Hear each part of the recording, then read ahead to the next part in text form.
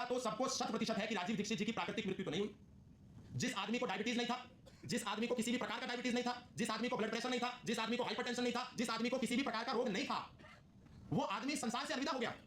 और लोगों ने झूठ प्रचारित कर दिया कि वो तो डायबिटीज के मरीज थे, उनको तो ब्लड प्रेशर था, उनको तो ये बीमारी थी, उनको तो वो बीमारी थी। वो आदमी अपने व्याख्यानों में दसियों बार ये कह रहे थे कि मुझे किसी भी प्रकार का रोग नहीं है, और पिछले कई वर्षों से कभी कोई रोग नहीं आया। उसी पर उनका विचार था, और वही आयुर्वेद का विचार है। आयुर्अस्मिन् विद्यते इत्यायुर्वेदा। ये ट्रायल एंड एरर का कांसेप्ट नहीं है एलोपैथी की तरह कि मुझे डायबिटीज हो गई, मैंने गोली खाई, और गोली खाई, इधर डायबिटीज तो थोड़ा सा कंट्रोल हो गया, लीवर खराब हो गया, लीवर ठीक हुआ तो किडनी फेल हो गई, किडनी ठीक हुई तो हार्ट फेल हो गया। ये कोई एलोपैथ तो है नहीं। ट्रायल एंड एरर, ये दवा नहीं काम करी, ये दवा ले लो, ये दवा नहीं काम करी, ये दवा ले लो, फिर ये दवा खा ली, ये वाला रोग ठीक हो गया, दूसरा रोग शुरू हो गया।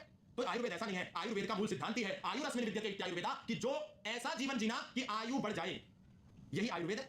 इसी का उनका विचार था, इसी पर वो जीवन भर बोलते थे। लेकिन सोचिए, इस देश में बड़े बड़े चोरों को, बड़े बड़े चोरू चक्कों को उस समय भी और आज भी सरकारों ने बड़ी बड़ी सुरक्षाएं दे रखी हैं। उस समय भी दे रखी थी। जब से देश आजाद हुआ तब से ये X category, Y category, Y plus category, Z category, Z plus category, इस तरह की सुरक्षाएं बहुत मुफ्त में भी बांटी गई। हाँ, जिस व्यक्ति को आवश्यकता है उसकी बात अलग है, पर बहुत से लोगों को तब भी ऐसी बांटी जा रही थी जिनको इसकी कोई आवश्यकता नहीं थी, और आज भी बहुत सी ऐसी बांटी जा रही है जिनको कोई जरूरत नहीं है। अगर राजीव दीक्षित जी के पास उस समय की सरकारों ने न्याय किया होता और उनके पास सुरक्षा की व्यवस्था होती, तो किसी की हिम्मत नहीं थी कि राजीव दीक्षित जी के साथ ये षड्यंत्र हो पाता और आज वो हमारे बीच में जीवित होते।